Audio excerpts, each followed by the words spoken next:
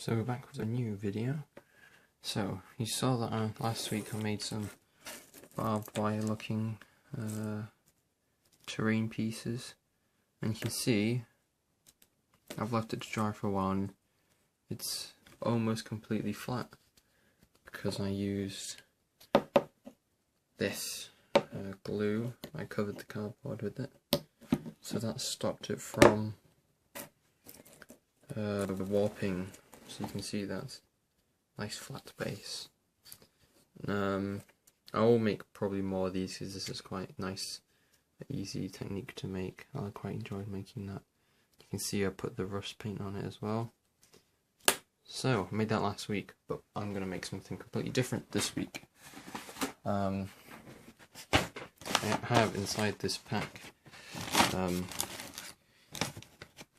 I have some MDF wood,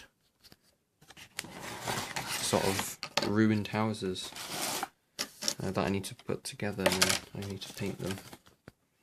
I'm going to use this for Crossfire. I'm going to be using this for Crossfire.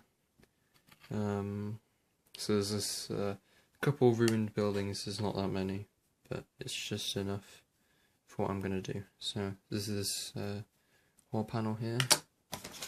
There's this other sort of like a storefront as well, and they all like sort of you have to glue them on here like that.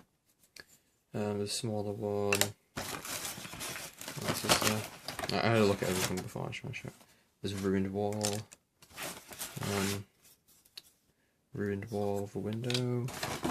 And there's just so much in here. There's this is a floor. This is a floor, a broken floor ceiling sort of thing, and with a broken sort of wall, and there's a lot of nice stuff in here. I got this off of eBay. It's quite nice. This is one of my favourite ones. It's the wall with the sort of huge holes in it from like a cannon or something like that. Because they're really big bullet holes, so they have to be some sort of big caliber machine gun or something. And these like garage door looking things. These are quite nice. Other little pieces of wall. And it allows you to do quite a lot, and this is quite cheap. I got all of this and this. There's all quite a bit for around £6 off of eBay, and I'll put the link in the description because this is really nice, and I highly recommend it because these are really nice, high quality MDF pieces. So I'll be putting together one of the buildings.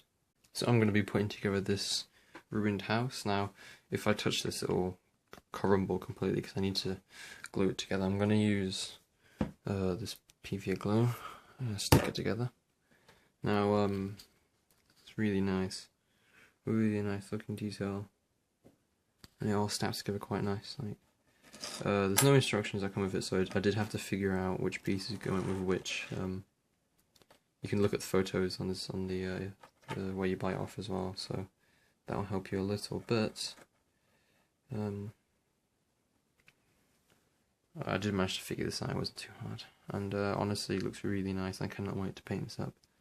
Now, this ruined bit doesn't have too much detail, so I think I'll add some extra things. I'll show you what I'll do to add those. But I just need to put it together now at this point. So yeah. So I have flipped the house upside down, and this is underneath on the bottom floor. I stuck all the matchsticks in to look like wooden beams that have broken because the floor's collapsed. So hopefully when I flip it around, there we go. When it's all painted, it will look a lot better. So let's say you're a soldier looking through this door, and then you look up and you see all the wooden beams. Mostly it's just so it looks better from above, honestly, because you're never going to be looking through the doors or the windows and actually see it. It's more for above. These are matchsticks that I've just chopped up. So just stuck them all underneath with glue, and I'm really happy with this. Really happy with this. So that's this week's build done. This took a bit because I had to figure out where all the different pieces went. So that is like a jigsaw puzzle. I had to figure out where all the different pieces went. Then I had to stick it together and wait for it to dry, and then little other things I did. And I'm really happy with this. I think next week I'm going to use this thing I also bought off the internet.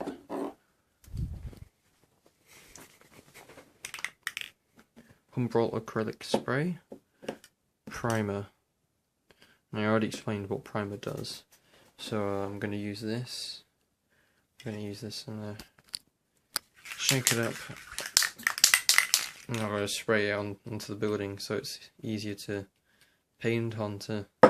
This building's going to use quite a bit of paint, so I thought I'd use a bit of primer just to make it a bit easier so I don't have to use so much.